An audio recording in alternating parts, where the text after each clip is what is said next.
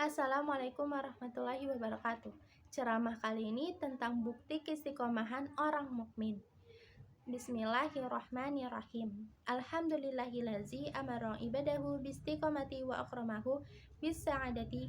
Asyhadu an la ilaha illallah wahdahu la syarikalah wa asyhadu anna Muhammadan abduhul hadi ila kimmatil karamatil lahumma shallallahu wa salam ala nabiyina Muhammadin wa ala alihi wa ashabihi wa man tabi'ahum ila yaumil kiamat.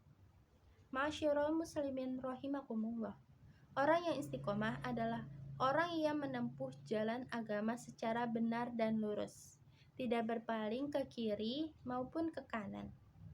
Istiqomah ini mencakup pelaksanaan semua bentuk ketaatan kepada Allah, lahir dan batin, dan meninggalkan semua bentuk larangannya. Jami'ul Ulum wal Hikam. Beristiqomah dalam beriman dan berislam tidaklah mudah.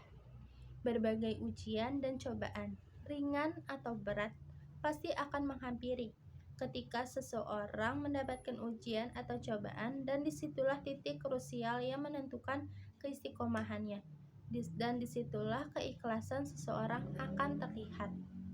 Karena sebagaimana ikatan, keistiqomahan adalah hasil dari keikhlasan seseorang.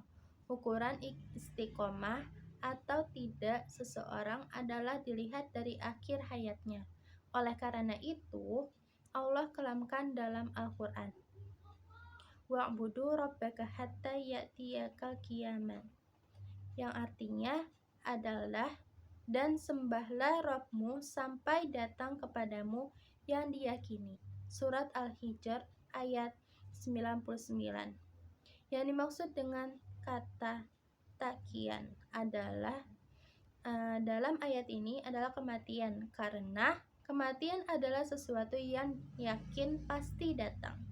Jamaah yang berbahagia, di antara kisah tentang keistiqomahan seorang mukmin dalam mempertahankan keimanannya adalah kisah sahabat Rasulullah yang bernama Abdullah bin Hudzafah As-Sahmi. Dia merupakan salah satu prajurit Islam yang ditahan oleh pasukan Romawi pada salah satu peperangan di masa Khalifah Umar bin Khattab. Ketika Abdullah bin Hudzafah dihadapkan kepada Raja Romawi, dia menawarinya untuk masuk Kristen. Sebagai imbalannya, ia akan dibebaskan dan diberi kedudukan kehormatan. Namun, Abdullah menjawab dengan keteguhan dan kehormatan diri, mana mungkin kematian 1000 kali lebih aku sukai daripada memenuhi ajakanmu itu. Kaisar pun menawarinya untuk berbagai kekuasaan dengannya. Namun, Abdullah tetap menolak semua tawaran dan ancamannya. Akhirnya, Kaisar memerintahkan pengawalnya agar melemparkan Abdullah ke dalam bejana yang penuh dengan air mendidih, seperti 2 tawanan sebelumnya. Saat itu terlihat oleh pengawal Kaisar. Abdullah menangis. Kaisar pun menyangka bahwa Abdullah telah dibayang-bayangi ketakutan. Lalu ia memanggil Abdullah kembali dan menawarkan kepadanya untuk masuk Kristen. Namun Abdullah tetap menolak.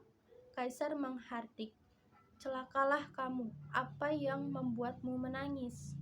Abdullah menjawab, "Yang membuatku menangis adalah bahwa aku berkata kepada diriku, kamu sekarang akan dilemparkan ke dalam bejana.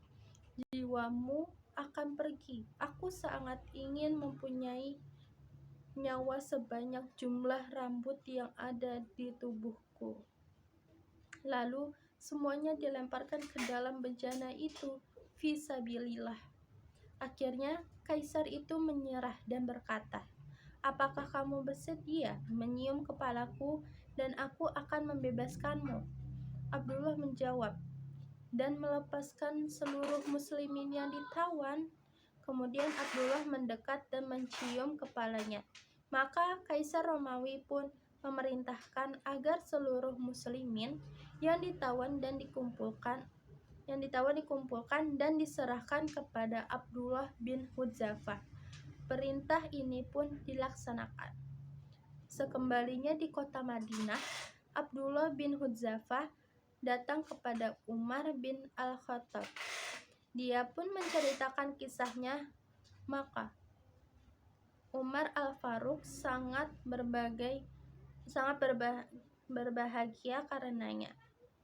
Umar melihat para tawanan, lalu berkata, patut bagi setiap muslim untuk mencium kepala Abdullah bin Hudzafah. Aku yang pertama kali akan mengawalinya.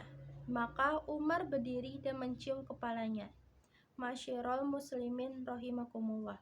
Demikianlah keistiqomahan seseorang akan teruji dalam perjalanan hidupnya. Hanya mereka yang ikhlas akan tetap di jalan keistiqomahan. Selain itu, memiliki teman soleh, membaca Al-Quran dengan tadabbur, dengan memahami kandungannya, membaca kisah teladan